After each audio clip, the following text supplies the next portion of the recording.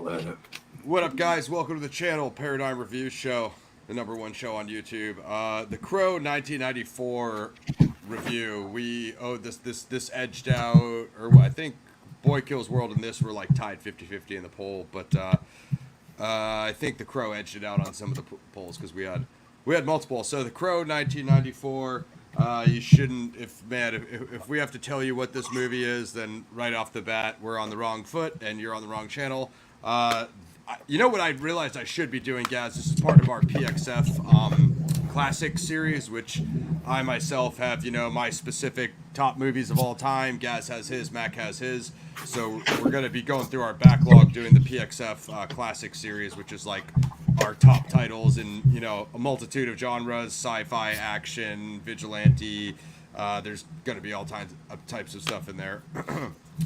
But one thing I want to bring to light is what I was going to say, guys, is the Steelbook, the 4K Steelbook is out. I should have got the Steelbook so I could have reviewed the 4K copy for you guys, because all I have is the lowly Blu-ray with the digital copy. But I would have liked to let you guys know like how it looks updated in the new resolution for the 4K. So I'll get it. If you guys want me to revisit it, maybe I can do the 4K review like in a short or maybe on the gram or something, just for bonus content for you guys. But that's what brings us here today. The film is directed by Alex Proyas, an Australian gentleman, starring Brandon Lee. It's a posthumous release.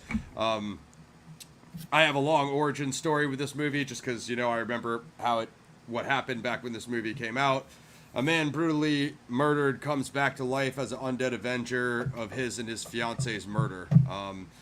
I just remember how epic the trailer was, and it's also like the big goth movie. Actually, real quick, we'll just run the genres real quick, and I'll get some. So, superhero, action, crime, drama, fantasy, horror, thriller. I would definitely put goth in there.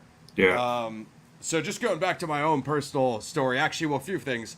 Today is the 30th anniversary of The Crow, 30 years ago today, May 11th, 1994. Shout out to that.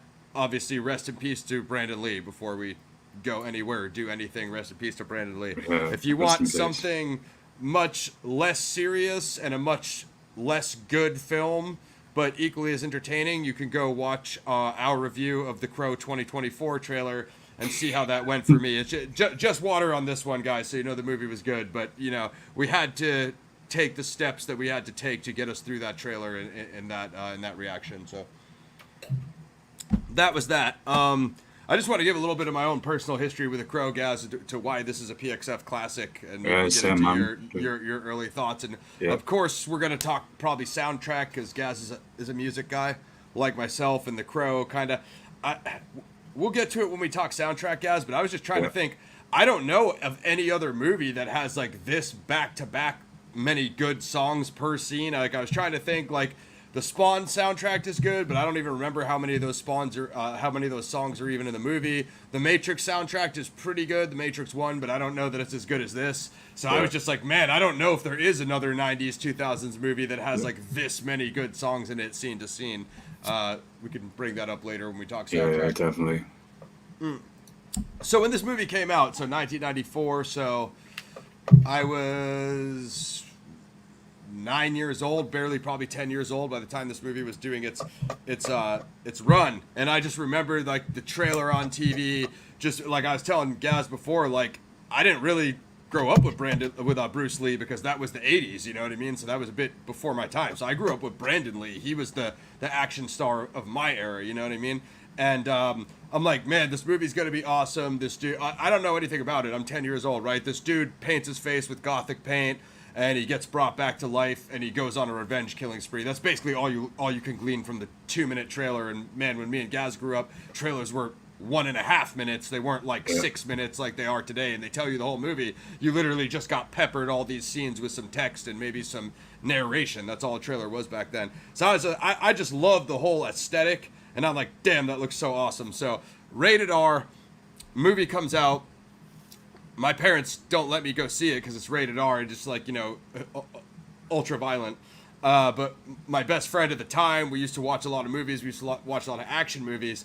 So when we'd be on the bus in the morning, if my friend saw he had like HBO, if he saw like a sick action movie on HBO or like something like The Crow, he would sit there and literally retell me the entire movie scene by scene. I'd be like, damn, that, like, if my parents wouldn't let me see it, it was R. He would go through and describe to me scene by scene, like, this happened, the crow took the guns, he blew this guy away, everybody jumped in the room. He would do like we would sit there for the whole bus ride. He would tell me every single scene. I'm like, okay, then what happens? Then what happens next?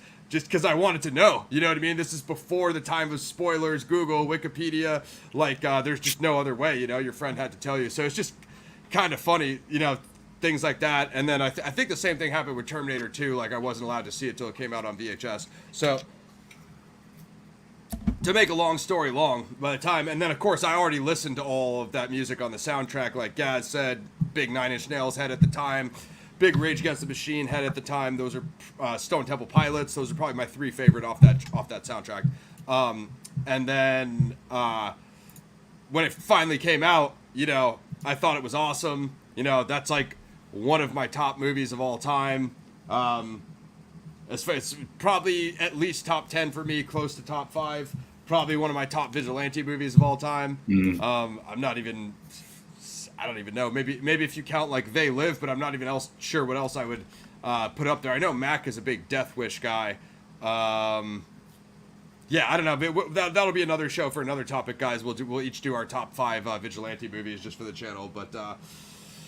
Anyway, I was totally enamored with Brandon's performance. I thought he stole the show. I was super like, befuddled about how he died during production, and they recreated his face with the CGI because it was 1994. Like, how good could CGI be? And I know the modern day comparison would be 2008's The Dark Knight with Heath Ledger, but Chris Nolan's directing that one. It's 2008. You have way better technology as opposed to the mid-90s, right, guys? So it's like, I was always like, damn, they're going to finish the movie without his face. Like, how's that going to look? Like, that was always my big concern. Just because I don't think any of us really dealt with that as movie fans. Not at that scale. Maybe there's some, like, underground movies none of us know about where that happened. But as far as, like, a big studio production film, you know what I mean? Yeah. This was it. Yeah, totally. But anyway, yeah, that's it. That's basically my personal Crow origin. So I rate it super highly, guys. You guys are going to see that when we get around to rating it. I found out a couple more production things. Just any like memories or whatever your pre-story of the Crow is. Yeah, quite similar to yourself. And back then, you're right. We would only get that short trailer. We'd get to school, like I say, we'd be walking to school with our friends, the bus, whatever, and we'd all be amped, pumped. Right, see this, we're going to see this. We weren't given the whole movie. And I remember as a kid then seeing the posters for it around as well. They were everywhere, like on bus stops, in stores. And my dad was a huge Bruce Lee fan, and then of course Brandon Lee. And I'd seen I'd seen all the Bruce Lee movies with my dad where he showed me them, and then of course Brandon Lee. And I remember one of the first Brandon Lee movies I saw before The Crow, and it's still one of my favorites as well. It's got an awesome cast. Maybe we'll do this on PXF Classics actually, since I talk about it with Ross quite a lot, and that is Showdown in Little Tokyo. And Brandon blew me away in that movie. And then of course there was Rapid Fire with Powers Booth as well. And when The Crow dropped, Powers Booth is the man. Yeah, at that time, and we'll get to more of this on the sound when we come to the soundtrack, but the whole Asiatic, the look of it, feel, it just matched the time, the music and everything. It still stands up on that side of things for that atmosphere and gothic overtones alone. But again, I'm gonna have to behave myself till we get to the music. And yeah, it was, and I remember the first time I saw it, man, I was like you, I was blown away. I couldn't, I obviously couldn't go and see it in the theaters at that time, because I obviously wasn't old enough. But I remember when my dad did it, when it come out on this archaic technology we had then, folks, VHS, yeah. Anyone who grew up in that time, the 90s, will get all what me and Ross basically what Gaz means is he took out the 2 stone tablets and he put them in the VCR. yeah. And by ways of magic, Celtic rune script. Merlin's. Behold, we have a movie. So, you know. Now, just wait till you guys hear how we used to rewind them. Dude, can you imagine the brains would explode now, the patience we had to have then, even from games. And when we did the games like then on the SNES, we didn't get a super flashy ending. It might be a credit with a little like pixel picture, which is sometimes just a, well done, you have completed whatever. We're like, yay! Anyway, going off, we can come to this later. But yeah, very, very similar, and I was just blown away when I saw it for that first time. I thought this is awesome. The action, everything, the way it was put together, and then of course the tragedy behind it. And I just remember being so upset and heartbroken as a kid because we'd lost Bruce Lee, then Brandon Lee, the circumstances around that, and thought, man, there's not going to be any movies after this. And what's sad is I feel Brandon would have been one of the top action stars then. Because, you had Rapid Fury, which was rated highly, Showdown Little Tokyo was as well. And The Crow, this really put him out there. Yep. And then sadly, and I feel if the tragedy hadn't happened, I think he would have gone on to be one of definitely the top action stars. And we'd have been sat here talking about many other classics. So very similar experience.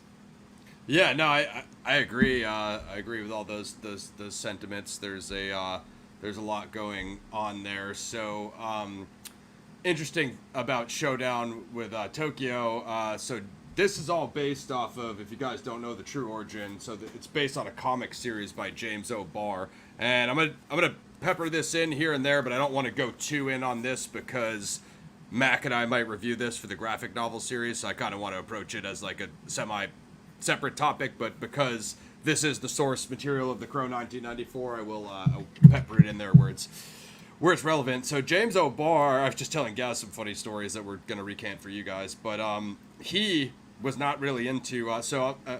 according to Wikipedia, early actors considered for Eric were like River Phoenix, Joaquin Phoenix's brother, and Christian Slater, who was obviously like the big action guy mid-90s, True Romance and all that stuff, all the Slater movies. I had not heard this until today, which is absolutely hilarious. Please weigh in on the comments if you guys have an opinion on this. When James O'Barr first met with the big studios, their idea for him was a musical starring Michael Jackson. No. So if that's not the opposite direction of what Proyas starring Lee is, then I couldn't probably not come up with a more opposite type thing. But my God, that would have been hilarious. Yeah, no disrespect to Michael Jackson, but no, that just would not have been. Yeah, I love Michael. I don't know if Michael looked at the graphic novel, I don't think he would have been into something like this. He doesn't seem like the even in a musical context, he doesn't seem like the violent vigilante guy. Yeah. Yeah, that's what's interesting is, the source material is like 88, so it is about 6 years before this movie comes out. Now, a little bit about the production of The Crow is like it was mired in production issues. So everybody knows about what me and Gaz just talked about, which is Brandon, passing away. And I can go into that like a little bit, but I prefer to actually, talk about the actual content of the movie and the movie review. But I'll go into a little bit what I think about that because it is relevant. I believe there was a fire on set with like a van full of crew, and I think 2 or 3 people passed away in that as well. So it was shot in the winter of Wilmington, North Carolina, and then there was just nothing but set problems. So a lot of people were kind of already saying like the set was cursed because they were having so many issues with the fire, just safety issues, namely safety issues. And what happens with Brandon is that projectile shell gets lodged into the, you know what scene I used to think, I always thought it was, Gaz, until I looked into this, was the scene that you were talking about when Eric goes to get Skank from Top Dollar's crew, and they have I always thought that as well. Because there were so many prop guns in that scene, you figured like, oh man, it's like that part when he's standing up and they were just lighting him up. Yeah. I always thought it was that part. Now let me just say disclaimer, guys. The footage of Lee dying on camera does not exist. Miramax destroyed it, so we can't have a bunch of like weirdos doing whatever they would do with that. Thank God. So that's one thing I'm proud of. No, the footage of him like getting shot or dying is not in the movie. That's like a common misconception. Thank God. I don't want that footage in the movie. It would probably ruin it for me. So that footage is destroyed. It's actually the scene when Fun Boy shoots him in the apartment, which I always thought was weird, because that's pretty early on. That's only the second dude he catches after Tintin. So I always wondered, like, man, did they finish? But also, we don't know what order they shot it in. Like, they might have shot most of Brandon's scenes before that, and hopefully, if they shot it last, then that kept most of Brandon's face in his pertinent scenes. Anyway, just a little bit of background for people that really don't know much about the production, but seems like we dodged a bullet there, guys, so to speak, with the Jackson production not taking much. Like Gaz said, no disrespect to Michael, love the guy, but just more of a Brandon Lee guy when it comes to the Crow films. Sorry, guys. But, me and Gaz will, get further into that about the absolute, I wasn't even going to mention them, but the abhorrent sequels and also the upcoming Crow 2024 next month, which you already have me and Gaz's reaction to that trailer for the record, so we don't really need to go into that here today. Yeah, and I'm going to drop this in, folks. I watched this twice this week. I've seen the movie so many times like Ross, but I watched it twice this week, and after watching it again, I'm just like, man, how can we do this with it? Yeah, so I think me and Ross, hopefully Mac is with us as well, we'll definitely be going in and off on the 2024 review. I do want to mention later, I'm actually gonna compare, even though it's a game, the Crow 2024 when it drops, see if it's as bad as the Crow City of Angels PS1 game, which yes, I did play. I've seen clips of that, and there's YouTube roasts of it, but I'm still willing to bet that I would play that game for 1,000 hours before I'd want to watch that movie for more than 5 hours. You know what I mean? Yeah, I'll talk about that later. But yeah, I know what he's talking about, folks, and it's I don't know if you're a gamer. Check it out. We do a little bit of PXG here. Check out the twitch.tv/PlanetXGames. Where were we going on that one just before that? We were just talking about the flashback scene with sadly what had happened. No, we got past that. We were saying thankfully there wasn't the musical version of it. Yeah. And then we were just talking about some of the other iterations. So real quick, just on 2024 before we get into this Crow review, which I swear we're going to start in the show sometime. So we both agree that Boy Kills World was good, right? Like, it was pretty sick. We both gave it a pretty high rating. Now, the Crow 2024 doesn't look anything like that, right? So see the difference in the aesthetics and the process and the fit. Now, if they would have approached the Crow 2024 like Boy Kills World with the parkour sequences, the combat, that you probably still would disagree with the source material. You'd probably say, like, hey, don't touch the characters, don't do this, don't do that. But at least it has watchable action scenes, which we weren't 100% convinced how it looked in that trailer. Yeah. So what I would say is, like, with the source material, because there is quite a bit in here, like the 1994 version is just the 1994 iteration that went unused. So what I was always telling you and Mac is, like, if you made a true retelling of this, it would get you away from that 1994 movie because you could use all the stuff in here that isn't used in that movie. So that's where I think they went wrong. If they would have just did like a true recreation of this, they would have had their own story, like follow this almost directly or just change what you need to change, and then made the combat sequences like Boy Kills World. You know what I mean? I think we would have had something where we all would have said, hey, decent watchable action movie, but they shouldn't have called it The Crow. But we can't even say that about this modern trailer, and that's the problem. Yeah. Dudes couldn't get out of their own way. Yeah, I'm not really anticipating it. Look, if by some ways of nefarious sorcery it actually turns out to be a good movie, I will hold my hands up when we come to do the 2024 review, and I'll say, hey, it was actually good. I will, I always do this in reviews. I try and look for, even if it's something I don't like, the positives in it as well. Same. But I'm not holding my breath. Yeah, no, same. That's all my point, and I'll come back. I have some more thoughts on that, but I'll come back to it at the end, just as far as like directions they could go in that would be more reasonable. But this is like the movie's an hour and a half. Mid-90s movie, which I think is like the perfect length for like a action vigilante revenge film. The way it starts out is like really good world building. It's like gothic Detroit. Even though it's shot in the East Coast, it just has like a lot of grimy night vibes, mostly night shots. One thing I particularly like is like Alex Proyas' use of the crow's perspective. I mean the actual crow, so just spoiler alert on a 1994 movie, but a little bit of lore, guys. So they introduced the Crow before they actually introduced the resurrected Eric. And then that, kind of gives you the whole resurrection ritual of him, coming out of his grave, or the Crow rising him, digging back out his grave. This is 1 year after his murder. And then a lot of as he kind of, his spiritual bonding with the Crow of like his spirit animal, as he kind of, gets a feel for his powers and what he's capable of in his new life. A lot of it is just like, like me and Gaz said, the musical montages of Nine Inch Nails' Dead Souls, one of my favorite Nin songs, of just like him running through the streets and eventually playing guitar or whatever. But it actually shows the Crow flying, so it gives you like that top-down aerial view of the Crow flying above with like Eric either running through the alleyways or running across the rooftops. And that's kind of shows you the symbolism of like how they're connected, or how their power is connected. And I guess what it's telling you is it's explained at the very end of the movie that he gets his power from the Crow. Kind of an obvious thing if you watch the first scene and you see the Crow resurrect him. But I was more talking about like the eye shot of when the Crow is looking at something, and it cut between like the Crow's perspective and Eric's perspective. They kind of almost make it like it's this parallel dimension of one that they can both. Maybe Eric can see through the Crow's like vision, so it gives him another angle. Like it does suggest that to put for the gamers out there to put a comparison, so get this across quite easy. Think of the Assassin's Creed games where the assassins are using the eagles to survey the ground. It's like that. Get that bird's eye view. But I love that scene and that song as well. Perfect way he's playing the guitar sets the whole scene, and you see the Crow there essentially scouting the area. But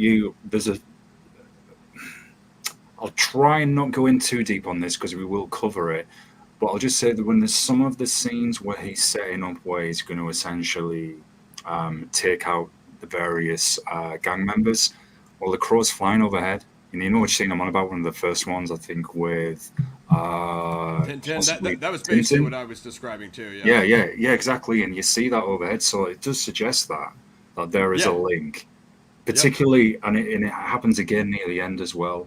With I'll just say, when the little girl is taken.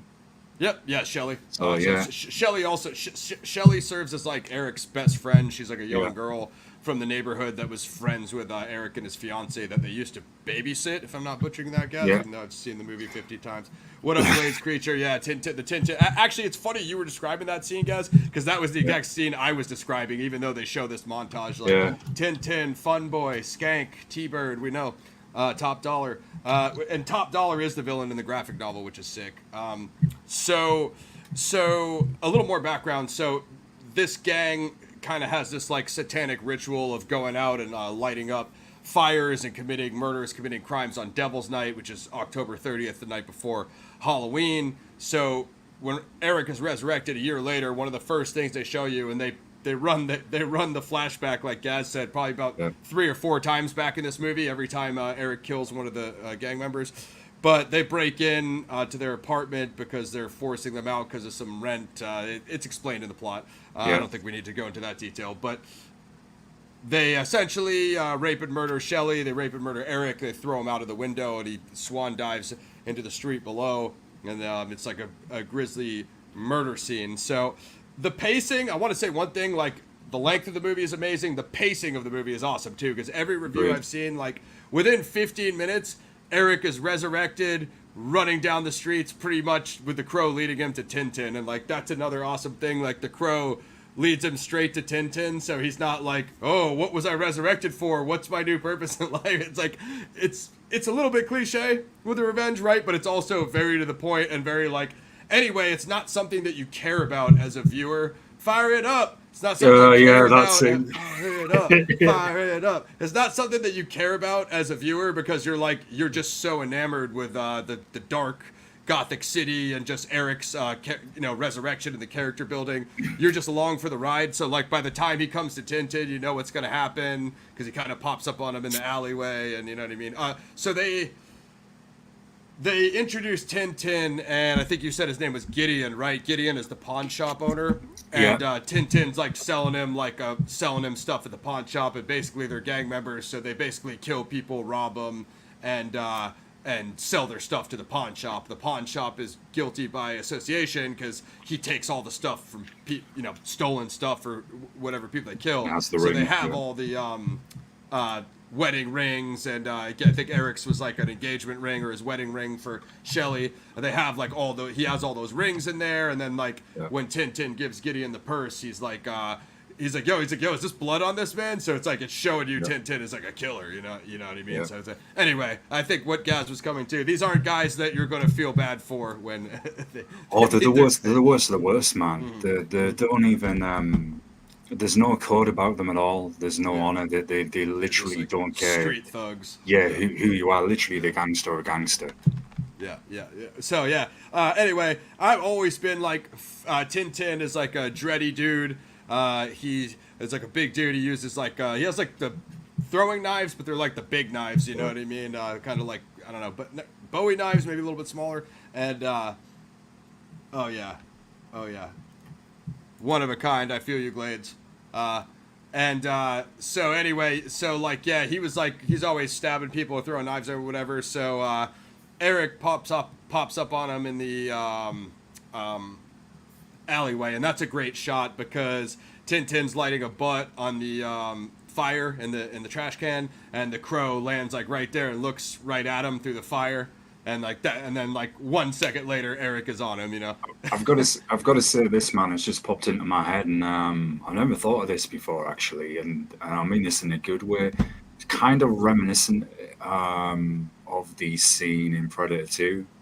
With King Willie in the alleyway, when the Predator drops down and slowly walks to Good him. call. I could for sure have them taking that influence. A big one people say is like RoboCop and the Crow, because they're both like Eric's not a resurrected cop, but they're RoboCop's like a resurrected dude. So that's another one that another. Yeah, definitely. It's a good. What's good is the way they set that scene up.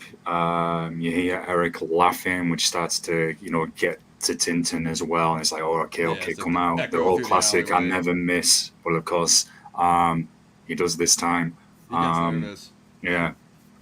So he's basically, so Eric, when he steps to these guys, he's like retelling, like, let me jog your memory, a murder a year ago, da-da-da. And they're all like, they've killed so many people that they're all just like, I don't know what this guy's talking about. But as Eric gets them, beats them up a little bit, he gets them closer and closer to like, and then when they see Eric's face, like a few of them slowly start to remember what's happening. But, they all kind of have the same reaction, which is like, I threw you out of a freaking 4-story window, 10-story window, whatever. Like they all saw him die. So now they're even more messed up because like, what the hell? This dead guy's hunting us down, Yeah, and there's another thing I want to point out as well, just a random, completely nerd point a lot of people will overlook. And I remember I always had to like watch this scene again whenever I heard it, because Lawrence Mason, who's got a good pedigree of series and films he's appeared in his own right, Lincoln Lawyer, for example. When he remembers who Eric is, when Eric confronts him, he actually uses some old school UK slang to describe an act that he did. And I always wondered, right, is this guy from the UK originally? Has he got some link there?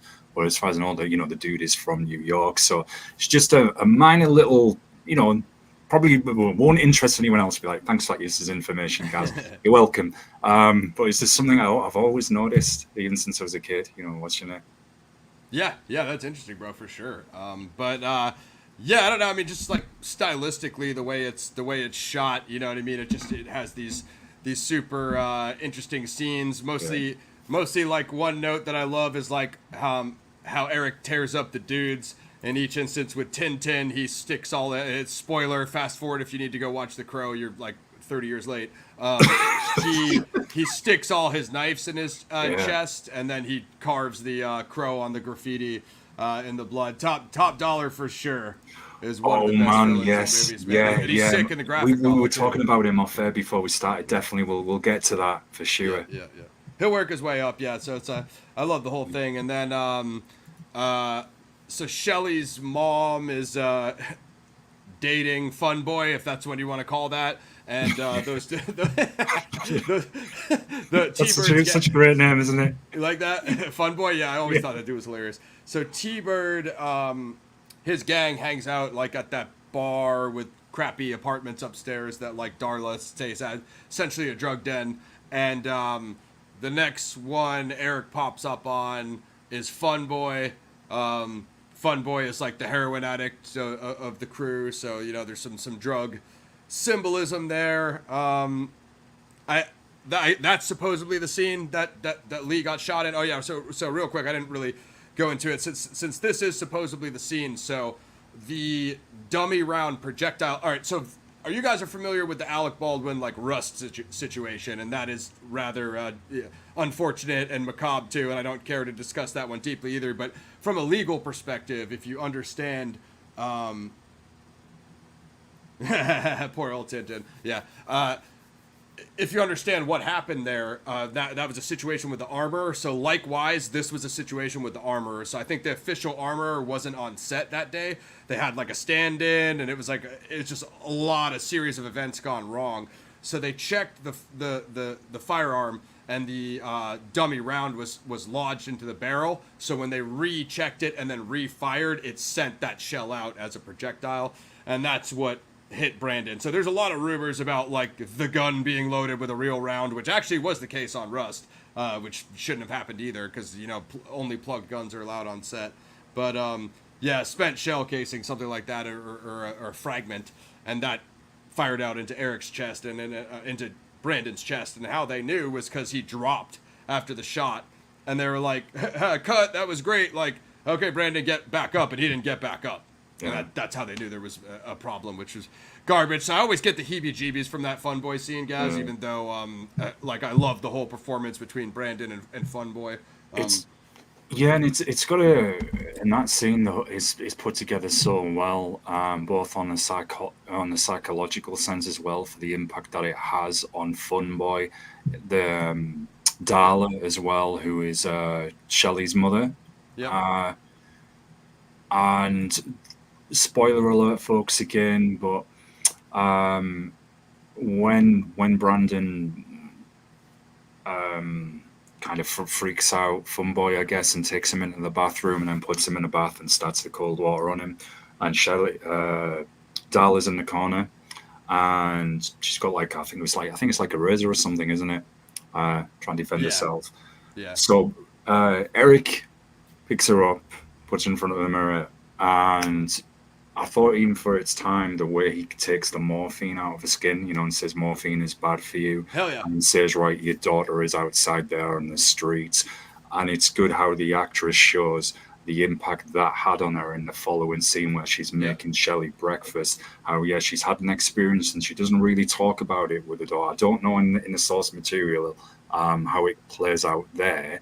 It's not exact scene for scene, so I can't even, I haven't read it in a while. I can't tell you if that scene's even in there, because some of it is, 90s stuff that Proyas changed. But 100%, I feel you. But that's what I like is, I mean, we obviously have the incredible action from Brandon's martial arts background, but they also don't skip over on the horror and psychological aspect, how this guy's essentially like an avenging angel, and if you were on the wrong side of him, this isn't a dude you want to meet at all. I think those are the big concepts that you just said right there. Those are the key themes in the graphic novel, and it's good. It's good that you got that from the film, because it shows that his adaptation carried over the key psychological thriller and those aspects. So what we learned in that scene was like Eric's powers are not just limited to invincibility and the third eye vision from the crow and all that stuff. We saw a new one when he purged that drugs out of her the morphine system. Yeah. He showed like additional things he could do, like you said, like healing, like helping other people and healing. He showed that, and then also on his way in, he showed more of his healing factor because he was just screwing with Fun Boy, as Gaz said. And the funny thing is, when these guys see him pop up, like, they all have guns, and they figure, like, well, whatever, I'm a killer, so I'm chilling at my place, and someone pops on me, you know what a guy like that's gonna do, right? So Eric puts his hand over the gun, and Fun Boy shoots him through it, and Eric feigns that he was wounded, knowing that, like, he's invincible now. And when he, it's not the best CGI in the world, guys, but the comedic effect, I want to highlight the dark humor just for because of what happened in this scene. He looks at him through yeah. That's That always put me nuts. the most Eric Draven thing ever. He makes Yeah. a joke at him and he looks at him through a hole in his hand and then it heals, and that's how Funboy sees, like, damn, I'm shooting this guy and he's healing in real time right in front of me, but I've also been doing heroin all day, so how much is this the heroin and how much is this like an invincible vigilante that I can't shoot through, you know? Like, Yeah, and how when he's taking Funboy out and he's don't you ever, and he sticks he's stuck all the needles in Funboy as well when they find him. Yeah, yeah. On the floor. Yeah, for sure. I mean, because he's the heroine character, so Yeah. you know what Eric's kind of, that one's a little predictable. I mean, once you saw what he did to Tintin, you're like, okay, he's using everybody's like vice against them, so you kind of knew what he was going to do. Shout out to the actor though, Michael Massey, sadly who passed away in 2016, and again he had quite a pedigree behind him, and as well with the films that he went on to star in and TV series. So rest in peace as well. I believe he took after that happened with Brandon, he retired for like a long time. He took a long break off, and he didn't want to act anymore, obviously, because such a negative thing happening on set. And honestly, you can't blame somebody for feeling that way. I mean, you see what Baldwin's going through right now. He's getting sued and all that stuff. And the girl who played Shelley as well, and she didn't start in another movie until 2009, I believe. Yeah, I can understand people feeling that way, you know what I mean? One thing I did want to go in on, because we kind of glossed over it a little bit. So I think in one of the earliest scene before he tracks Tintin, Eric goes to Gideon's. Is that? Yeah, I think so. Right? He goes to Gideon's pawn shop. Yes, and the ring. Everybody loves that scene. Yeah, he's looking for Shelley's old, not Shelley, his fiance's old wedding ring. Yeah. And what up, Slipknot? Yeah. Now the crow heads are coming through. Yeah, you know what's so fun with the soundtrack as well, man. Similar rating myself. He goes to get her ring, and just some of the dark humor and some of Eric's lines are just like absolutely like hilarious, guys. Especially in this freaking pawn shop scene. He screws with Gideon super bad. Like swings for the roof and hits him with the baseball bat, and then he's like smashing up the dude's whole place.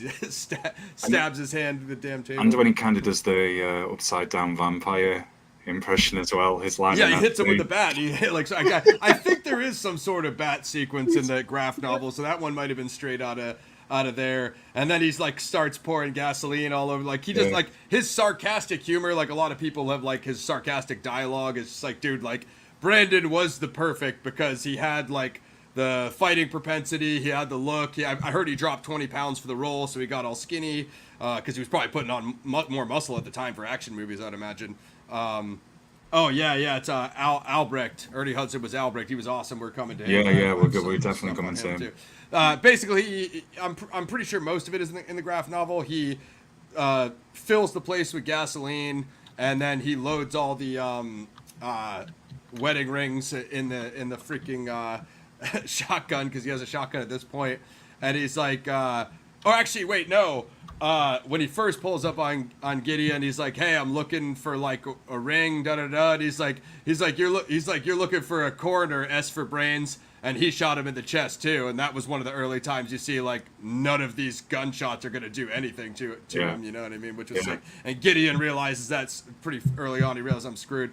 But like the line of like the early line of Act 1 that always resonated me, and I think this is in the graphic novel as well. I know I just said that 5 times in a row. Is when he is like, "Is that gasoline I smell?" And he shoots the freaking rings out of the freaking shotgun. Like that shot of the rings shooting out of the shell, and then the pawn shop blowing up and Gideon blowing up out the back door. Like that sequence is freaking crazy. Oh yeah, I remember Mortal Kombat. Yeah, that did have a good soundtrack as well. I know that scene, where they're on the bridge, and that's when Scorpion does his fatality after that. I noticed a couple shots in this, guys, that even though I've seen this movie 50 times, like I really never noticed. So when Albrecht has the gun on Eric, and he doesn't realize he's Eric yet, He's like, don't move, and they're talking about freeze. He keeps talking about freeze and don't move. When the dudes are going in the pawn shop and just like stealing the TVs, and that's what takes Albrecht's attention for Eric to bounce. That was like the way, it's very fast sequence, but the way it follows, like, that's when you talk Eric him turning to getting distracted to Eric bouncing, super fast, but like sick detail. Yeah, definitely. All right, we're back. We just sorry, folks, had a few little technical issues there. Yeah, we're having some speaks. Our connection isn't good, but we'll fight through it. But we'll keep on. We'll keep on for sure.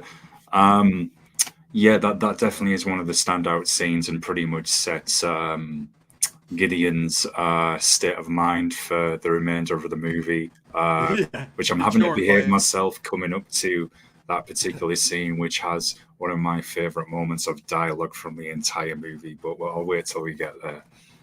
Yeah, so he's leading up to T-Bird, who's the leader of the gang. I think he's for T-Bird after Fun Boy. And again, this is like one of the super iconic ones of the movie. So those dudes are coming out of the store. But one thing I was trying to determine was, how did Eric pop up in the car with T-Bird? Did he just jump in it, or was he already in the car? He was already in it, because Skank goes into the store, and Skank, is getting the chips, some beers, I think. And then T-Bird...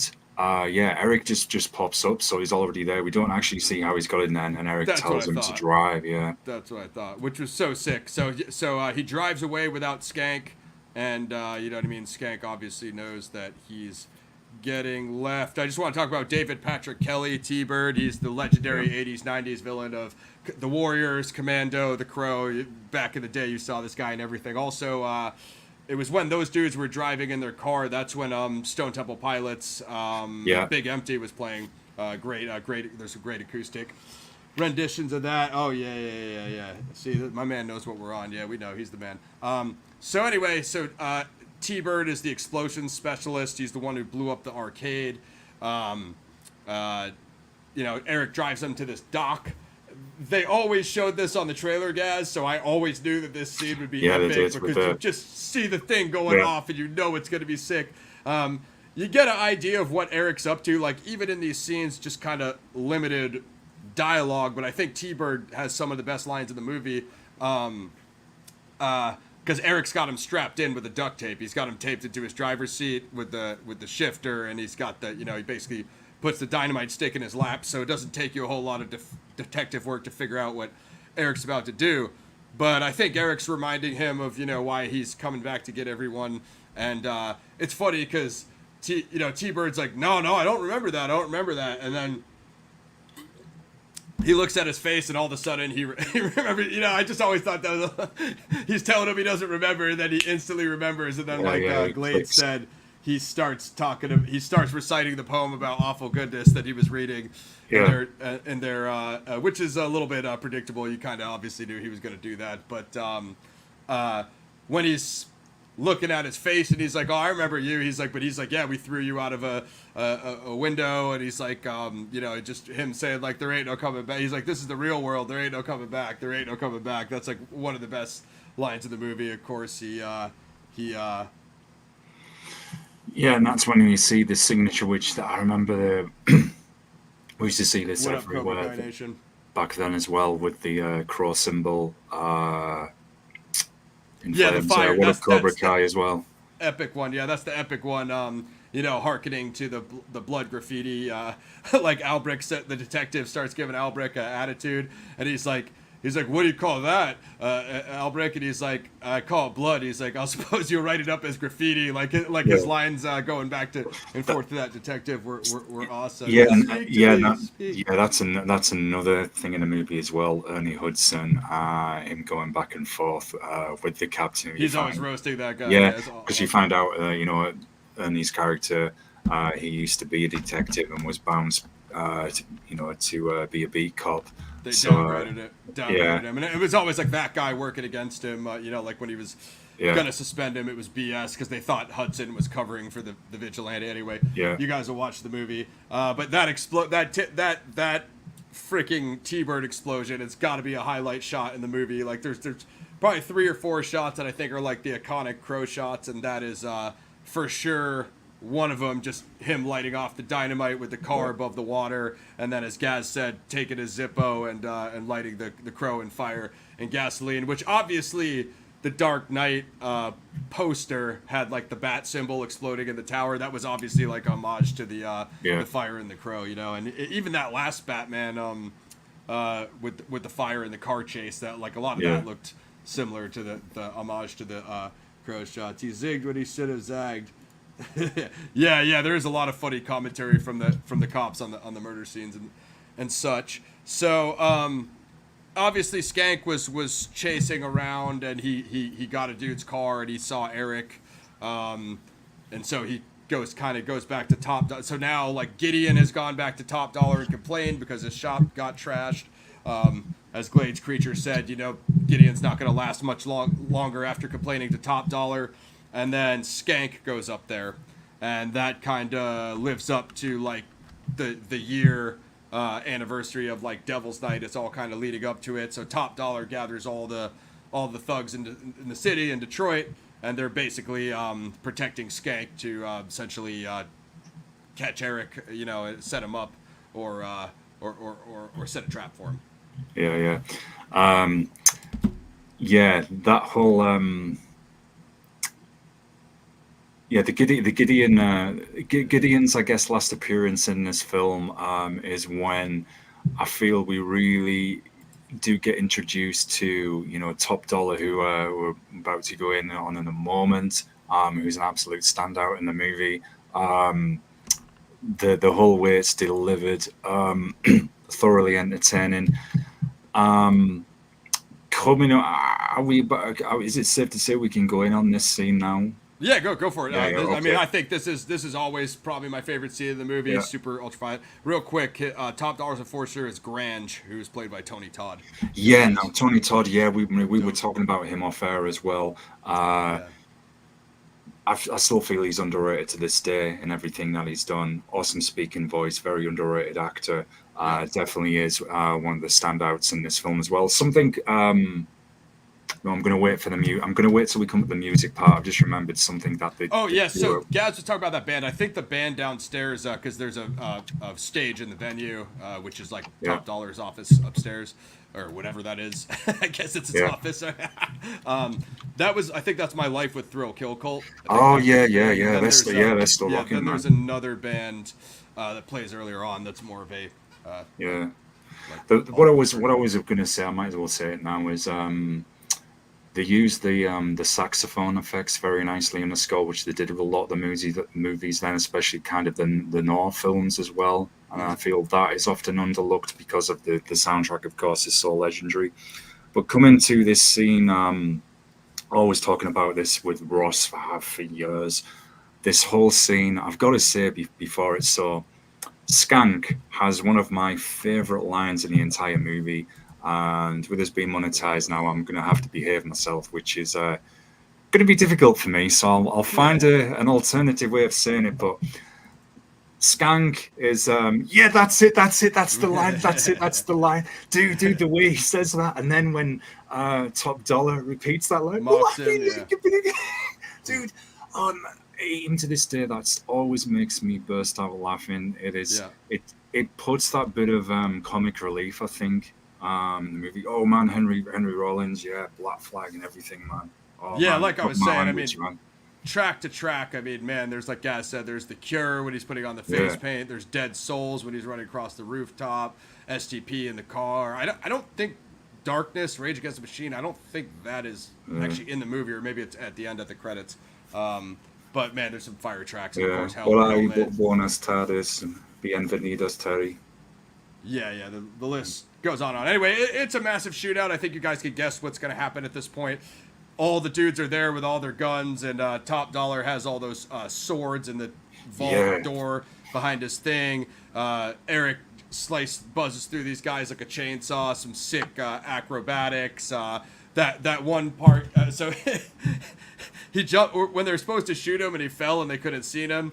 And he hit under the table, and that one guy goes to check. That first guy goes to look. Gets his head blown off. Obviously, Eric is down there. Yeah. Obviously, but anyway, you just get some some when bads that. When is it when Top Dollar? Is it during this scene, or is it when Gideon? I've just remembered first reports. I think it is. I think it's when Gideon first goes to Top Dollar and mentions, "Look, this guy's being this dude's being taken out. Your gang members." And is that when Top Dollar says, "What am I supposed to be afraid of a mime from hell or something?" I always thought that was a good line. Yeah, everybody's ripping on him because of the face paint, which is hilarious. But just like like me and Gaz said, okay, this is as serious as the drama is taken, and the thriller and the violence is over the top. But at the same time, it's also a shut your brain off vigilante revenge movie because, as me and Gaz were saying, Brandon Lee. Excellent action superstar martial artist. Yes, unquestionably. However, the character Eric Draven is a frontman of a 90s rock band. So why he's so good with swords, hand-to-hand combat, and acrobatics is never quite really explained in this character, which we have more on. But that one point when he's dual wielding and he does the kick up off his feet back to his feet, and then he jumps on his back. He shoots the dude up on the dude, that's balcony. awesome. Like ridiculous. That Just some of the gunplay, like guys. I was just about to say that where it all kicks off. Where look, the whole setup of it's excellent because Top Dollar's talking about, look, I want us to really big up Devil's Night. We're going to do more on this. I want anarchy, disorder, everything. I want us to think so much bigger. Then of course Eric appears calmly on the guy with the shades on the table. Talking to everybody, and this is when Top Dollar says, I think, so you're the Avenger, the killer of killers. And I think that's when he says, all right, everybody kill this guy. And then he's just lit up ridiculously. And then it's that scene that happens, what you've just said, Ross, with the guy looking and the gunplay on that, where it's just back and forth non-stop, man. The way Eric's like essentially coming out of the shadows, taking people out. Yeah. And then that scene where he's on the opposite side of the table and he's running and he's got the 2 9mm, man, firing back and forth. That is absolutely fantastic. And that still stands up to this day. That is still better than a lot of other movies, that scene. Still does. Yeah. He's like spinning around, and then the way like he's coming up to guys and hitting them and disarming and disarming their guns. Like it's fast, but it looks realistic. You know what I mean? Hearkening to what Gaz was saying, we won't spoil it, but how Top Dollar dispatches Gideon, which is something that's fairly obvious that you see coming. I feel like that was foreshadowing when Eric grabs that sword off the wall, and then he starts katanaing the guys in the gunfight. That is straight out of the graphic novel because he does use the katana in the graphic novel.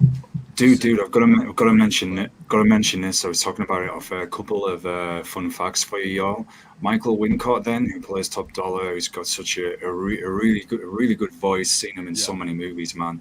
I just realised he was in Strange Days as well. That's another '90s classic, and I think that featured the band Skunk and Nancy. That's why I want you to you and Mac to see Nope, because he showed up in Nope, and that was the first time I seen him in years. I was trying to remember, who is this freaking guy? I know this guy because he looks different now. He obviously doesn't have the 20-inch weave that he has in the Pro, but man, that dude is sick. But good. And a good thing, real quick, man, just coming in though. I remember I thought, when I was watching this again this week, I thought, Wincott, I've heard that name before. I thought, whether or not this, and Cobra Kai is probably going to get this. Anyone who watches martial arts movies, well, his brother is Jeff Wincott, who did a lot of like 90s martial arts action movies as well. Yeah, I was today years old when I learned that. Gaz just told me that earlier off air, which is wild. Yeah, man. Dope. What up, Yoda Joe? What up, Yoda new Joe? Heads in the house. If you guys are just coming through the like, sub, share if you're just coming through, just finding the channel. Good to see y'all. He was. I remember. Yeah, he was in Alien Resurrection as well. I love Alien Resurrection, but Michael is I remember. There's that scene, isn't it, where seems so right for more movies. Court. Only the feeling that there will never be a better one is present. So me and Gaz are talking about this, and like I have a bunch of theories on how a good one can be made. It's just let's go, look at the size of my channel. No one's listening to me. I'll go into it later at the end.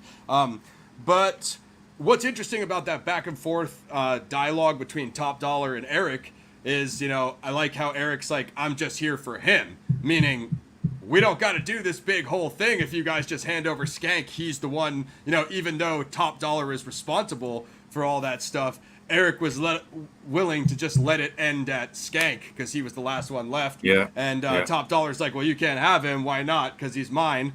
Okay, so they do it the hard way, and I don't even honestly I'm blanking out on how Top Dollar and Grange escape, but they obviously bounce out of there because Eric. It's when all that happened, when it all kicks off, man, and they're fighting and they're shooting at each other over the table. You see Grand and Top Dollar in the background. Like Grand is like essentially trying to get him out there into safety. And also, I think there's the scene where they're in the car, and there's Michael Wincott, Grand, and Bai Ling, and Bai Ling, I think, that's when she says, "Look, this the actress Bai Ling, I should be saying her character name, Micah. Sorry, that's when Micah is saying, look, he's got power, but you can take it."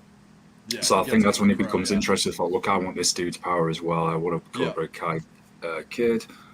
Thanks for coming through. Yeah. That's how they get away, is when when it's all kicking off and all the gunplay's going off, and you see that scene like. I figured they were scooping out of the background because Eric had to dispatch 40 dudes. He throws Skank out the window, who I think he land on a cop car. Super macabre. Slipknot made a good point earlier when he was saying that's the only part of the movie where you hear that strange sound where Skank hits the ground and that. And when he said that, I was like, yeah, now I remember. I know what you're on about. So one thing at this point, it does start to feel a little bit rushed, but again, it's an action movie, so it's definitely not something that bothers you. But when he goes to his fiance's grave, which is basically the next scene, I think it's that might be one of the few daylight scenes, earlier on scenes, and that's when he hears Shelley call to him. And that's how he knows they're in the church or whatever that building is, the Bell Tower Cathedral Church. It's a church. Yeah, there's pews in the bottom, right? Yeah, and that's when we see another example of using the actual crow to alert Eric to danger. What need to go and help somebody, and I've just that's why I lost my little focus a bit because Creech has just mentioned yes Skank when he says it's not Skank's dead. Dude, that guy's lines are hilarious, man. Yeah. They really were. Doesn't Eric agree with him? He's like, yeah, that's right. So we get a massive climactic Act 3 shootout here in the church pews, which this part is awesome. I think Ernie Hudson really shines in this part when he comes in dual wielding with the pistol or the sawed-off. Albrecht. A little bit about Ernie Hudson. I heard this dude talking about how he's been a working actor his whole career since Ghostbusters and this and that, and I don't doubt that. I don't know the guy's finances, but I'm just thinking man, he's essentially the main character in The Crow because it only shows Eric at night, so it follows Albrecht during the day, when he's reading the case files, and you know what I mean. So a lot of the investigation. So he kind of shared the spotlight with Brandon on that one. But I just always thought to myself, goddamn. Ernie Hudson's not getting paid more money. This guy's in Ghostbusters and The Crow. His resume is kind of crazy, low key, It is. I tell you what, man. Pay that man more money. Yeah, he kind of reminds me of, I don't mean in the sense of how they act, but another working actor who I feel is underrated, Lance Henriksen. Yeah. That guy's resume, man, and he is in everything, and he is still, banging them out as well. And so I think it's the same situation with Ernie Hudson. Yeah, once you hear that, it's because The Crow only had a $23 million budget, which is very low for what The Crow looks like nowadays. That's pretty low, guys. John Wick had a $20 million budget. John Wick 1, they almost didn't finish it. I think Monkey Man was similar as well. So think about that. Monkey Man, John Wick, and Keanu Reeves literally put his own money into John Wick to get it done. So you did $23 million budget. Man, it makes you think they were just able to stretch a budget way more. Back in the day, there was supposed to be a skeleton cowboy character that'd be interesting. That's interesting. I didn't know that. Maybe they could. If they ever make a good one, they can bring him back now that CGI has caught up. But that's the big criticism nowadays. Is some of the CGI is a little wonky in The Crow, but most people still say it holds up as a classic that still holds up nowadays, as opposed to movies that you watched back in the day to watch them now and they're trash. Yeah. If you look at recent Mortal Kombat versus Mortal Kombat, and OG Mortal Kombat actually looks better. Yeah, exactly. So, yeah. That a lot. Well, I mean, I can bring up a very relevant example of that, Gaz. The Crow 1994 versus the Crow 2024. The Crow 1994 looks a lot better. Yeah. I want to see what that budget is for the Crow 2024, because I bet you it's more than $23 million. Where the dude just looks like Butters from the Goth Vampire episode. Where did the money go? Where did the budget go? It wasn't to those CGI crows that they had flying around that trailer. Me and Gaz can have a guy do that for us on Paradigm Review Show for $15 on Fiverr. You know what I mean? So they didn't spend $20 million on that. Yeah, for reals. Just back to this shootout scene. Epic climactic firefight. As we said, Albrecht comes in firing off. Micah sets Grange to target the Crow because they think that will limit Eric's power. So he actually, once he wounds the Crow, Top Dollar shoots Eric, and then Eric starts bleeding again. So you see that his arc has shifted. He's like no longer invulnerable. And Top Dollar's like, for a ghost, you bleed just fine. Yeah, you know, totally. which is crazy. I just love this whole sequence, guys. Like it's hard to explain the impact, but most of you guys appear to have seen it. If you haven't, you need to go watch it right now. What are you doing on this review? And just the whole fight up the stairs to what happens to Micah. I won't spoil it, but it's ridiculous and macabre and hilarious at the same time.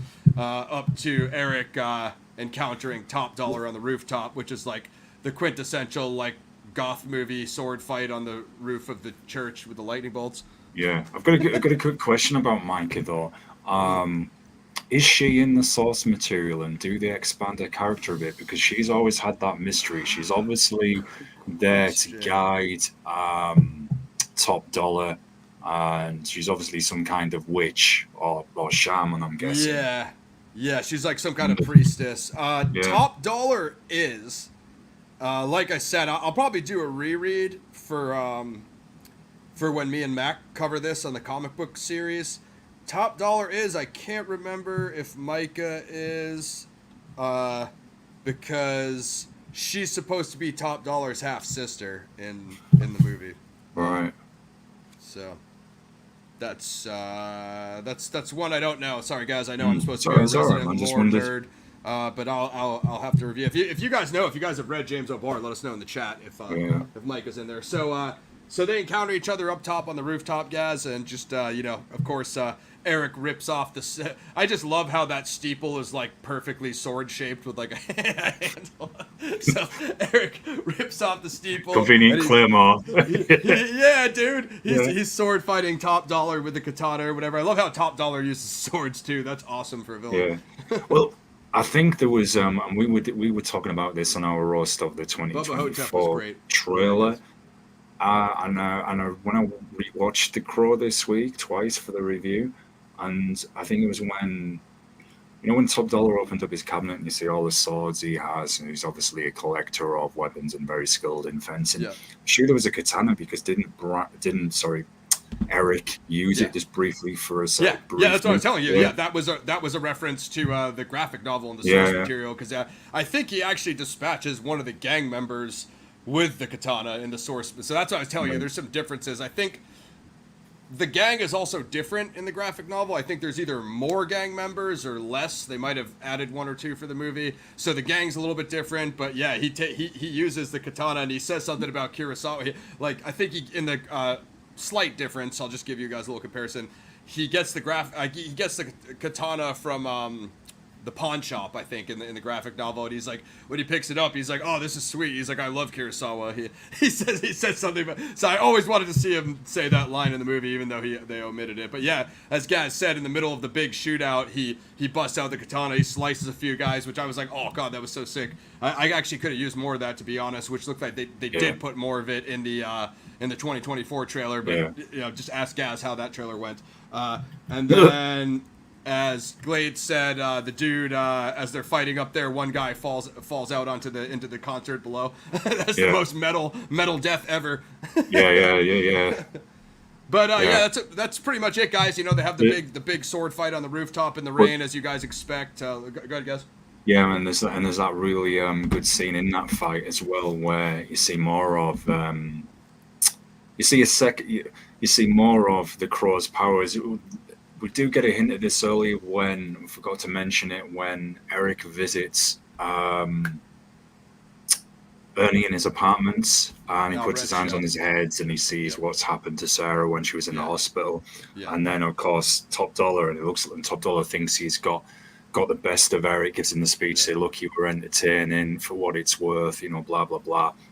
And then Eric says, you know, I've got something to give you. It's like, you know, 30 hours of pain, I think it was. And then puts his hands on him and gives him that pain. And of course, that's how Top Dollar then falls to his death after that. Spoiler alert, folks. But I thought that was another good example of showing that, this guy's got quite a good range of powers as well outside of that. Absolutely. So what Gaz is saying, he absorbed it from Albrecht, and then he unabsorbed it into Top Dollar, which is crazy. Well done, man. Yeah. As Albrecht was telling him, he was like, Eric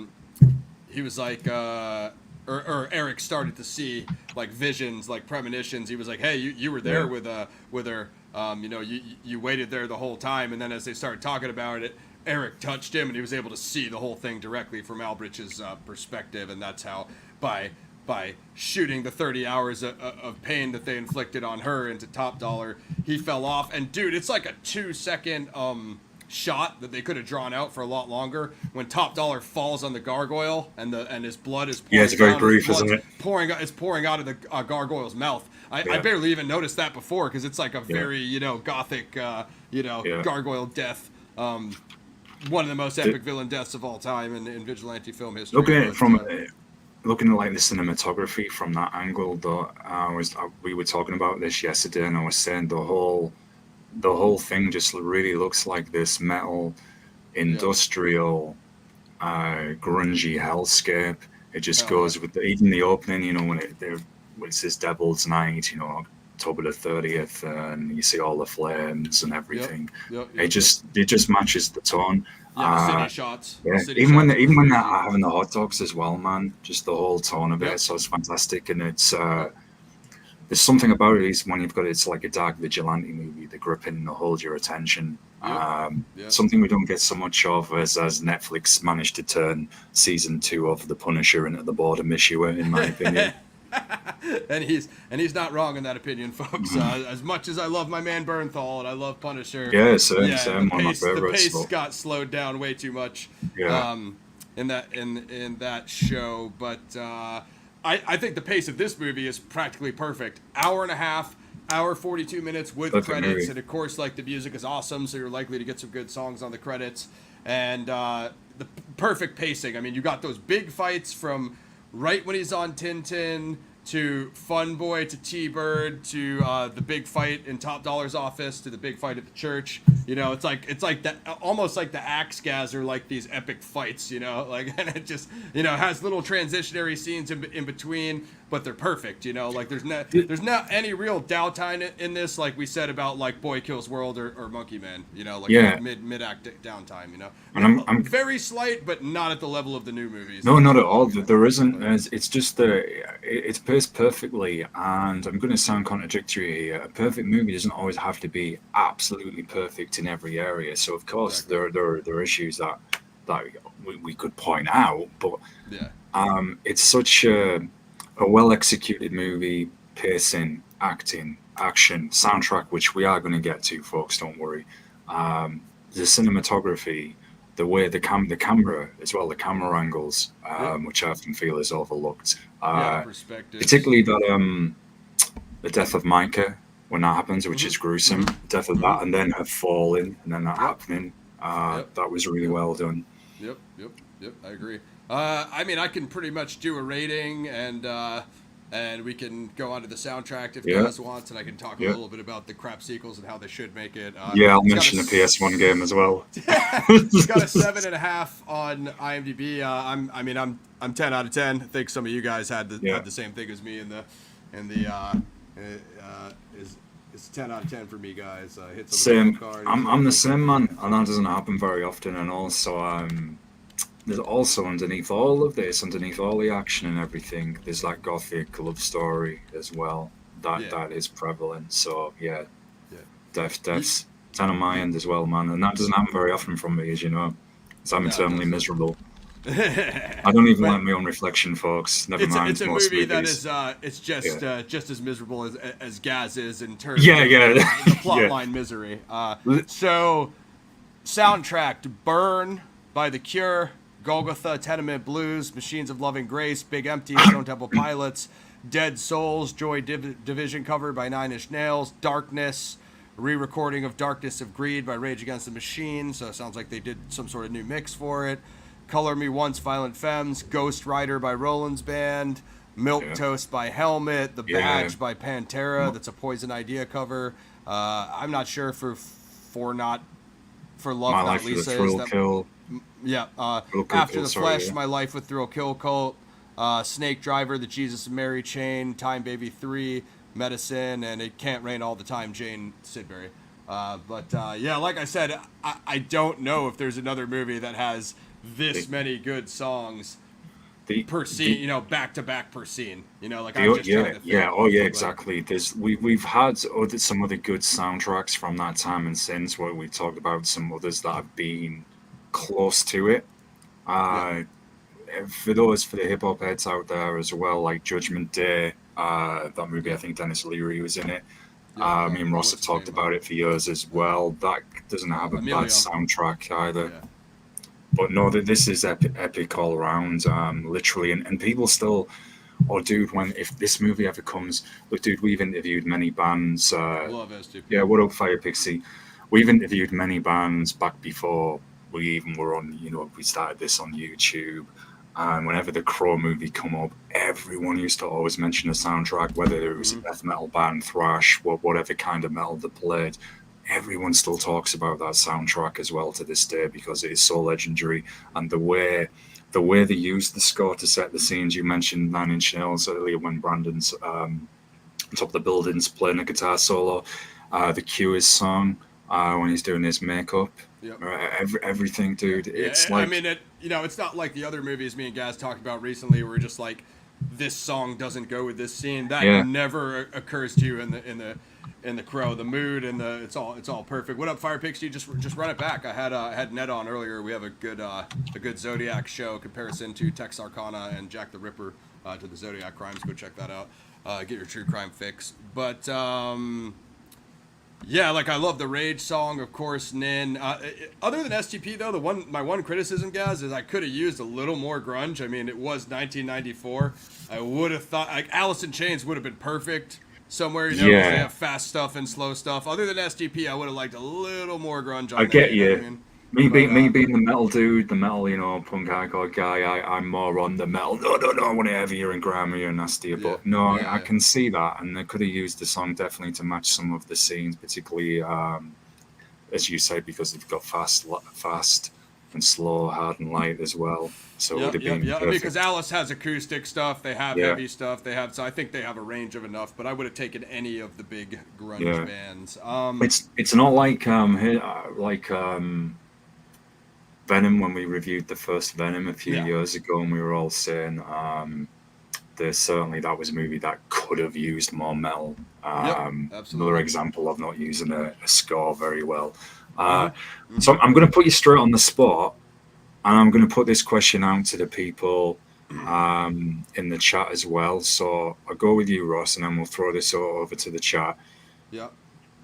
I know what my answer already is to this. I think I know what yours is going to. Well, I do know because we've talked about it for years. Do you still think this is the best soundtrack for a movie to this day? Oh wow! Yeah, it's on the hot seat. That's a well, that's what it's going to do, man. In terms of recording artist tracks, yes. Okay, I'm gonna save myself, guys, because this is what I do here. I'm Sicilian. I talk my way out of situations. So I'm fully Celtic, so I I'm just gonna blunder. treat score. I'm gonna treat score differently than soundtrack, if you'll Nice, allow me, nice. because that's my loophole. So, in terms of recording artist soundtracks, yes. Yeah, See the We'll go on score.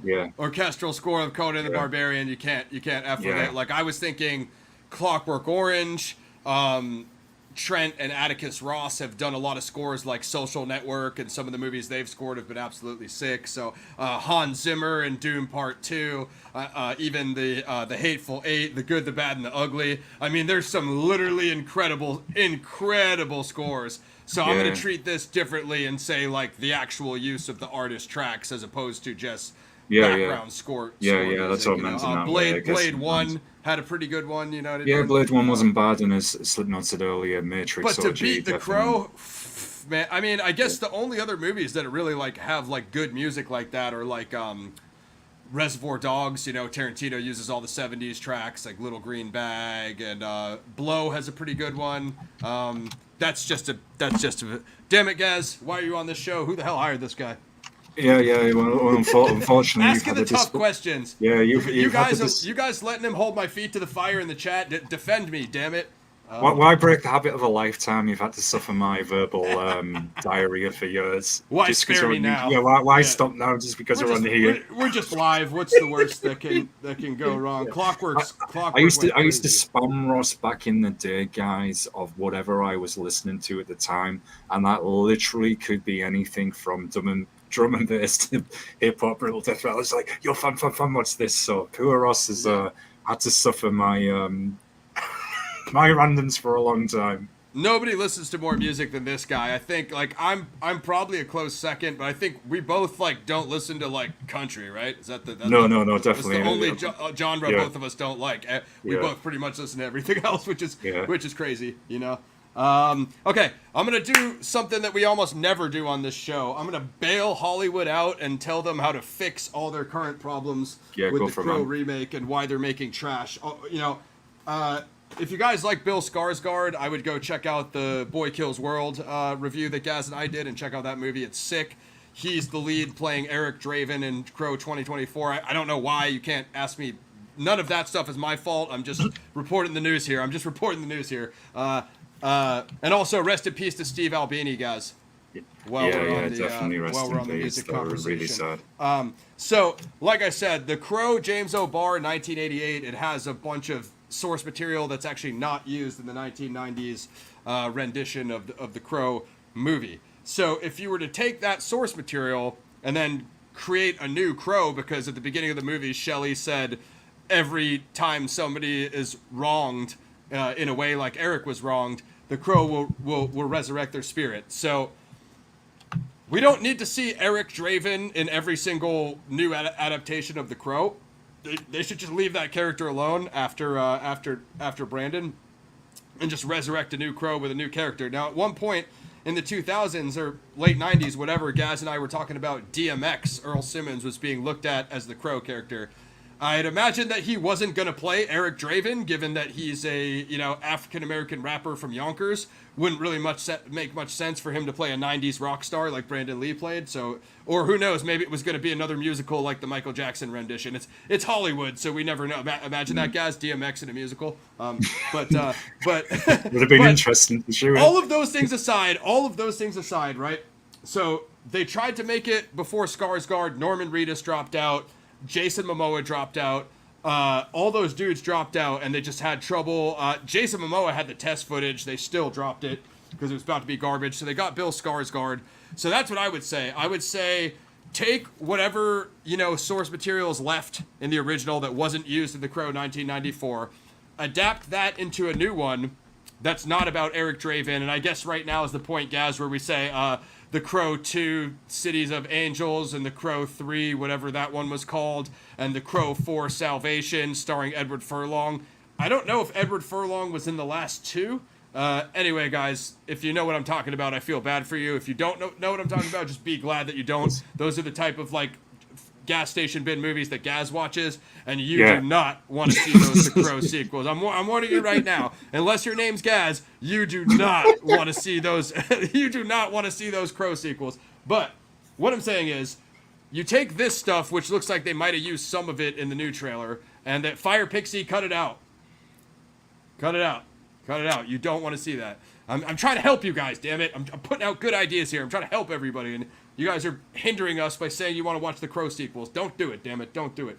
So you take what's left of this that hasn't been used, you readapt a new screenplay, and what I was seeing, what I was telling Gaz is like, I want to see an actual fighter. Instead of a random local aspiring musician rock star, you resurrect a boxer or an MMA fighter or a Navy SEAL or, you know, a SWAT dude, you know, somebody that is a capable fighter that you know can enact the vigilante revenge that you want to see. You know, even if it's an older dude like a Charles Bronson Death Wish, like that would be a cool take on it, you know, like kind of mixing Death Wish with the Crow, because I know all the ideas I just said are very basic vigilante themes and just whatever, but that you have to do something different with the Crow. It can't be Bill Skarsgård, the Swedish guy, is dating FKA Twigs, his model girlfriend, and they're gonna die, and he's gonna be resurrected as Eric Draven. Because guess what? We've literally already seen that movie before. So Yeah.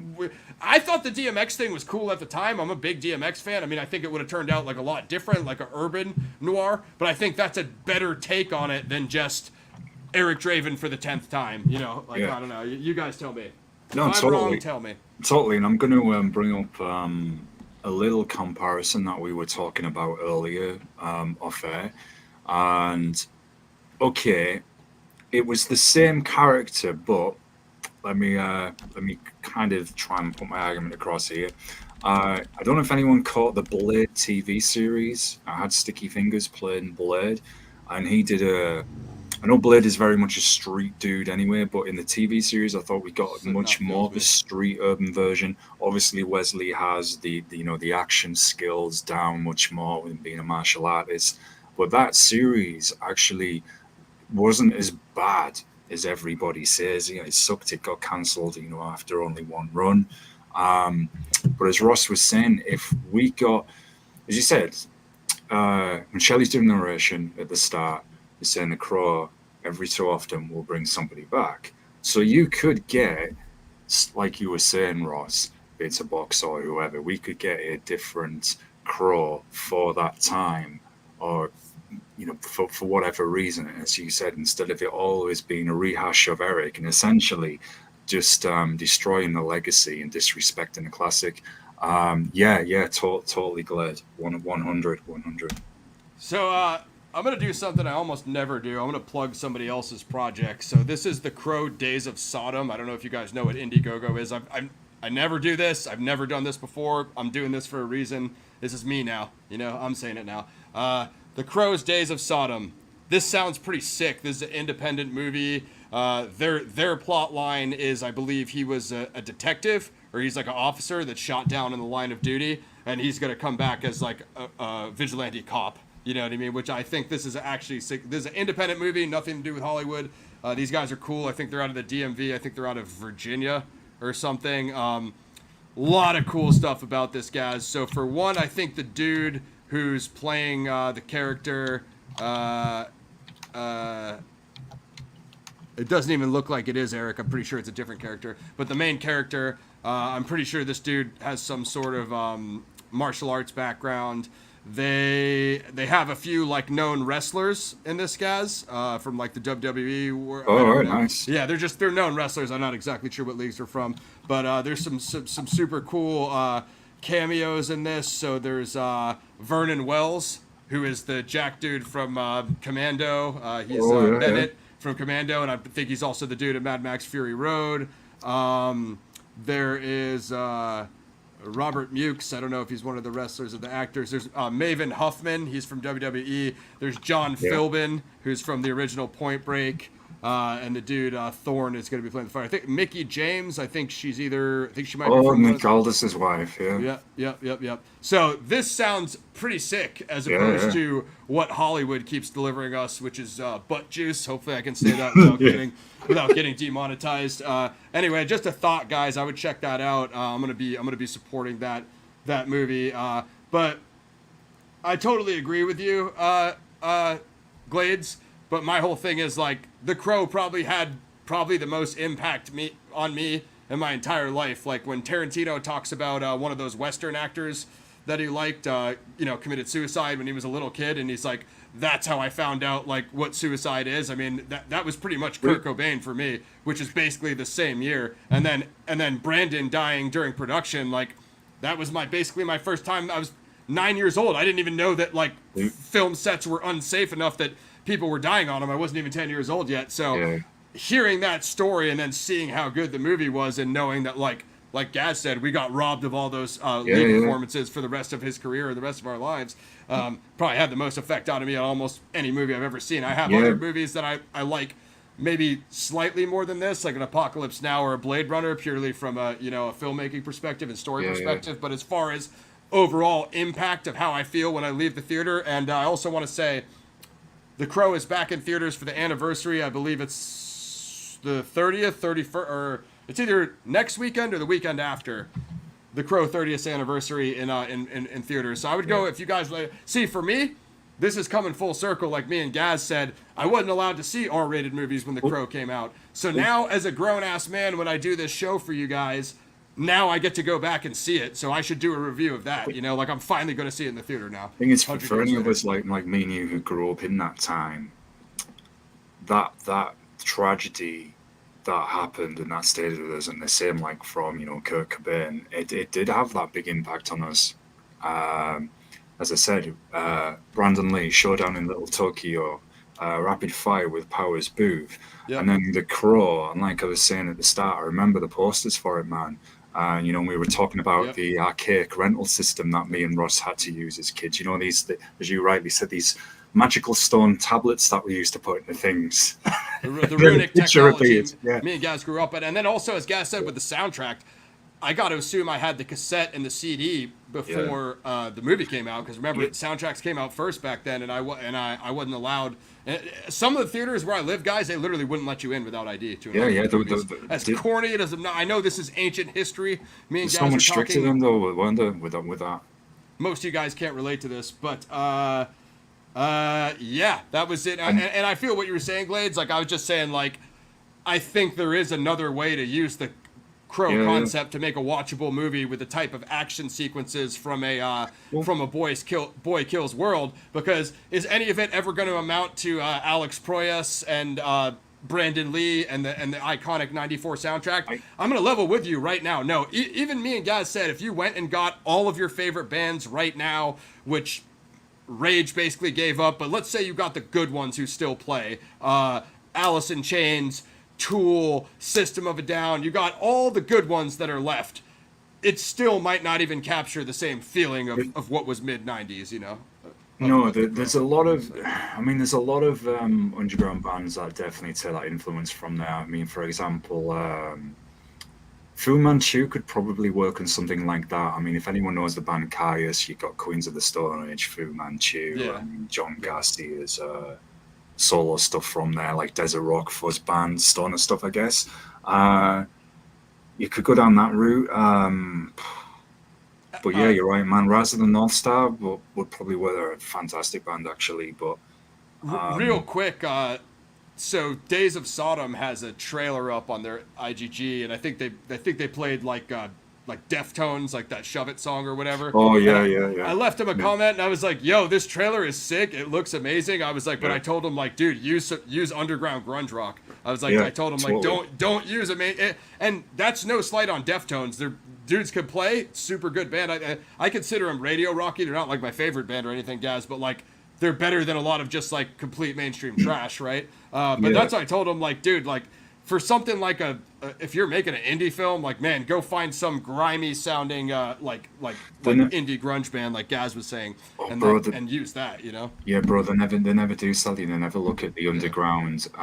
For different kinds of movies, where definitely heavier bands would be more accustomed, such as thrash, death metal, for example. They never do, sadly.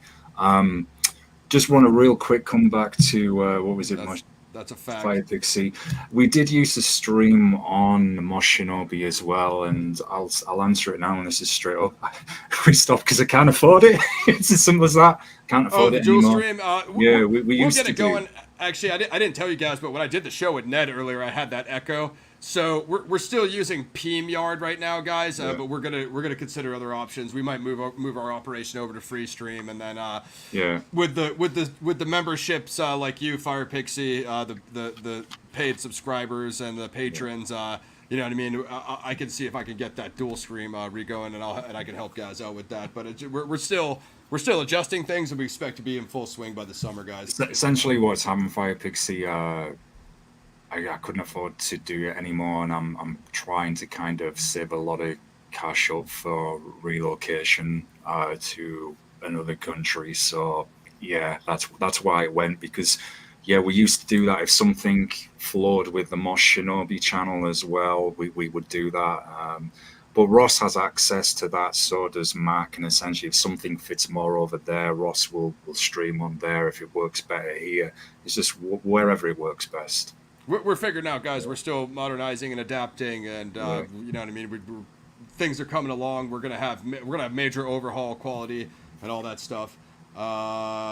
Real quick, Glade snuck into Barbarian at 82. He went in for Hindenburg, and then he went to the bathroom and right into Conan. It's because he's smart. Nice. It's because he's smart. This dude knows what he's talking about. All right, guys. I think that's basically all we have on the Crow 1994. Shout out to everybody who gave your drops there. I think all your ratings. I think that's basically everything we had. Go check if you're into true crime. Go check out my show with Ned DeHaan. We just did the Tex Arcana Moonlight murders and Jack the Ripper influence on the Zodiac crimes. I do the Zodiac files over here. If you guys want stuff from the backlog, let us know. I know Slipknot, you wanted Blade Runner. We could get Blade Runner 1 going. We're probably not going to be back on anything new until Mad Max Furiosa, which I think is in 2 weeks. 2 weeks. Yeah, 2 weeks. So we'll have Mad Max Furiosa for you. George Miller, the GOAT. And then other than that, probably working on backlog. Definitely going to get some PXF classics like this one, though, going for the summer. That'll include Point Break, Apocalypse Now, Blade Runner. Those are basically mine, but of course they live OG, so got a lot of work to do. And then of course all building up to the epic roast in June, the Crow 2024. Get ready to get toasted, Bill. You're my man, Bill. But I'm gonna toast you. But we did do him a solid with Boy Kills World. I'm gonna ask you this real quick, fam. Boy Kills World was sick. I can't remember. Are we gonna do Wolverine, Deadpool? Wolverine, Deadpool. Oh hell yeah, we're going to do that. Deadpool. Yeah, we're doing. I love Deadpool. Deadpool 1 and 2 are amazing. Nice. Yeah, we'll be doing. Getting mentally filed what we've got coming up. Yeah, that's the summer schedule. And then of course I got to finish Shogun. I just started Ninja Kamui, so we'll get those back on Gaz's channel, Fire Pixie, the Ninja Kamui review and the Shogun review. I feel like there was something else. Oh, X-Men 97 I'm still watching. So yeah, whatever you guys want. If there's stuff that's out, shows or streaming new stuff, we're probably going to skip Rebel Poon, the Scargiver, because I watched the first one. It was meh. I sadly watched the second. I'm going to watch it too. Yeah, Yeah, exactly. And that's why we're probably not going to review it on any of the channels, because none of us care, you know? Yeah, I'll say this. I'll say this. This is a perfect excuse for me to plug this. Does anybody remember this, man? I remember playing it as a kid on the PS1, the Crow City of Angels. That is a horrendous game. The movie sucks too. Yeah, that is still better than Rebel Moon Part 2. That's how bad Rebel Moon Part 2 is. That the Crow PS1 game is actually better. Trust me on that. No, wait. That's a PXF exclusive. Did you just say that Yeah, that Rebel Moon was worse than the Crow City of Angels? yeah, Do you yeah. realize what standard you're? Wow. Yeah, dude. Yeah, honestly, it's like a typical Zack Snyder movie where it's a music video, and you have all these horrible montages, and everybody is great at everything mostly. I'll give him this. His visuals are not good, but you sat there and I'm like, man, this just looks like a trailer for a music video for a trap crew or something. Who the hell is that guy that plays the Crow in City of Angels? Like, I've looked that dude up. Quick. I've looked this dude up like 50 times, and my brain is not capable of remembering this guy's name. I'm pretty sure it's so it's Vincent Perez. Yeah. So this is not Eric. It's Vincent Perez, and he plays Ash Corvin. That's why it's like in L.A. So see, they did the Crow story in a different city with a different main character, but it was still differently. But Yeah, differently, but sadly. I was in Queen of the Damned as well, man. Didn't realize look that. at this. Okay, dude. His face paint, he looks like the mime that Top Dollar was talking about. Like. Now I see why Top Dollar wasn't scared, because he thought it was that guy. Yeah, maybe got a vision. He got a vision through Micah of another crow from the future. So don't be afraid. Yeah. And then, I mean, like we said, guys, it does get worse from there. I'll put it out on this note just because R.I.P. Brandon. All right, the Crow, I think Salvation might be 3, and I think that might be that's when Eric Kirsten Dunst is in this one. That's when Eric Mabius plays Alex Corvus. So that's another horrible Crow, and that leads us to the legendary epic Wicked Prayer, which I'm pretty sure this one's a sci-fi channel movie, guys. Edward Furlong is in the Crow 4 Wicked Prayer. Don't watch that one, but I feel what you're saying, Fire Pixie. I would totally watch a DMX. Yeah, I'm gonna really take this down even further. Does anyone remember the TV series as well, The Crow Stairway to Heaven? Do you remember that? Oh God, I've heard. I think I've seen some YouTube footage of that, and I heard that is like. That makes the movies look like Apocalypse Now, you know what I mean? The thing is, man, that Mark Dacascos was in it. Yeah, see, that's crazy. Yeah, and he played Eric Draven. He played Eric Draven and Mark Dacascos. Interesting. Legit, man. Interesting. Yeah. So did he have any decent fights, or was it mostly meh? Did you see it? I can't remember because it was so long ago. Honestly, was that like 2002? That's early. I think it was. Yeah, I think it was. It was not that long. Yeah, 98 to 99, I believe. We got Trauma coming, Fire Pixie. We're gonna do Toxic Avenger OG. If you want us to do the reaction to the Toxic Avenger remake trailer, we could do that for you. We're gonna do the Toxic Avenger remake when it drops, and then. Oh yeah, I'm not a true crime guy at all. I have no clue. Expert lightly, but we appreciate the sentiment. Toxic Avenger, New York City. What's that called? Sergeant Kabuki Man.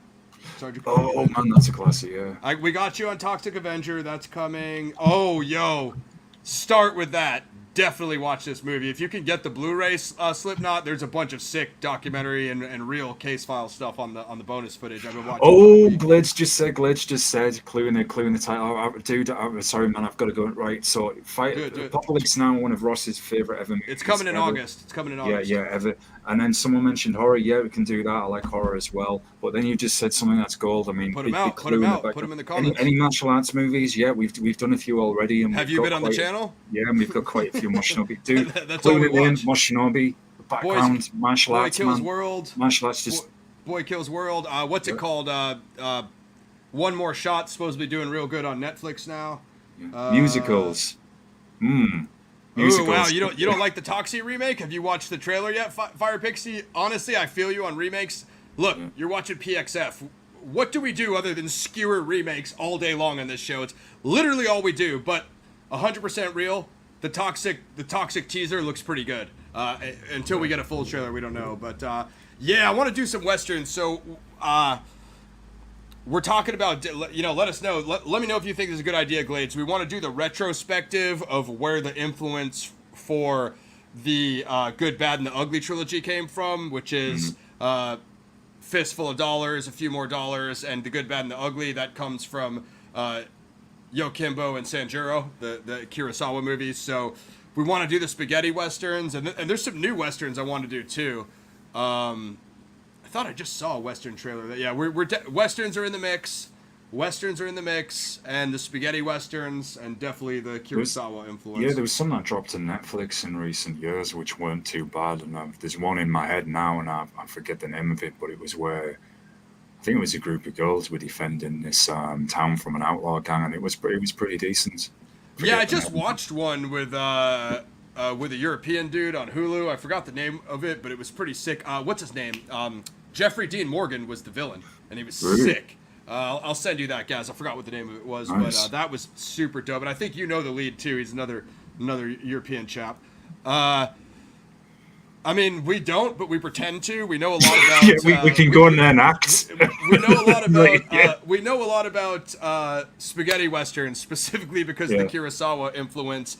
But those are like all the Sergio Leone movies, Slipknot. But we do like Hateful Eight, and we do like the modern ones.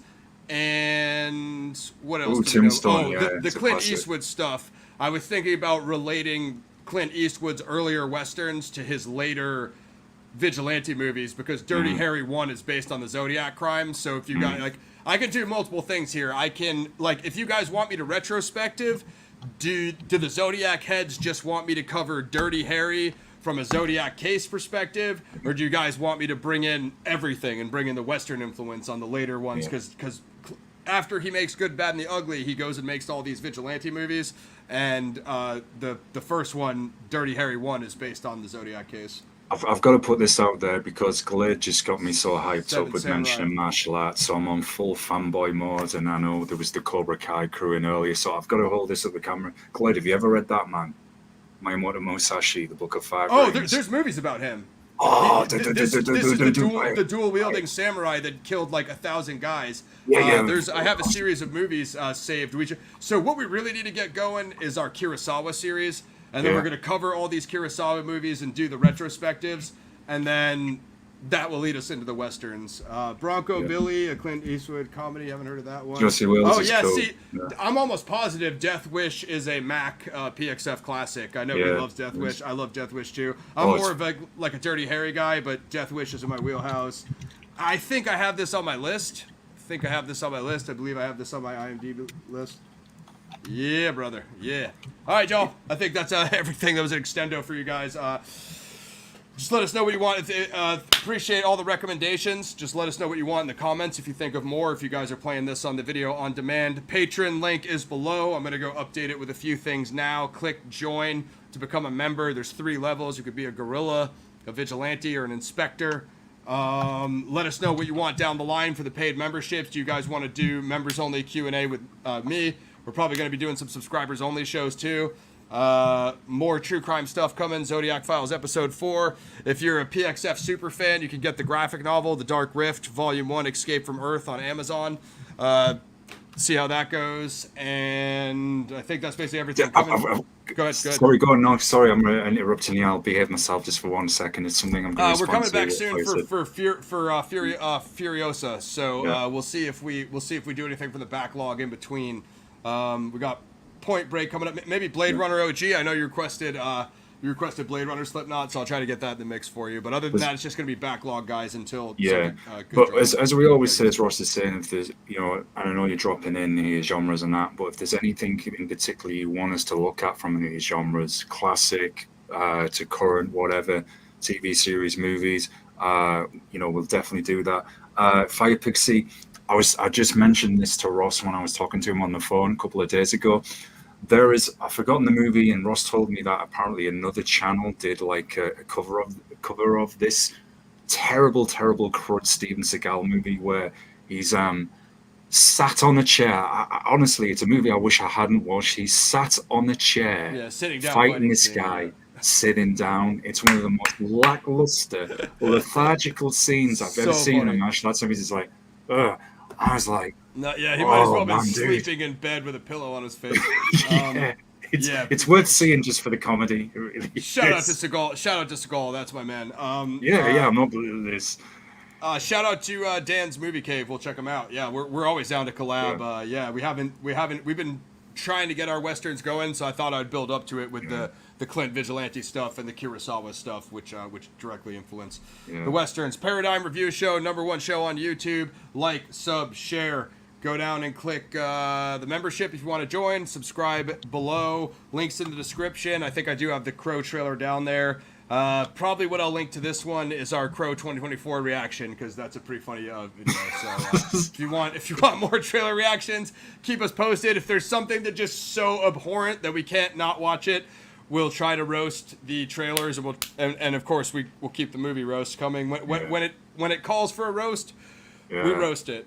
Yeah. Well, Paradigm Review Show. Yeah, peace, folks, and thank you all for coming through. It's good to see you and good discussion and some good fun as always. And you're all welcome, y'all. So peace out and have a good one, everyone. Great show, guys. Like, sub, share.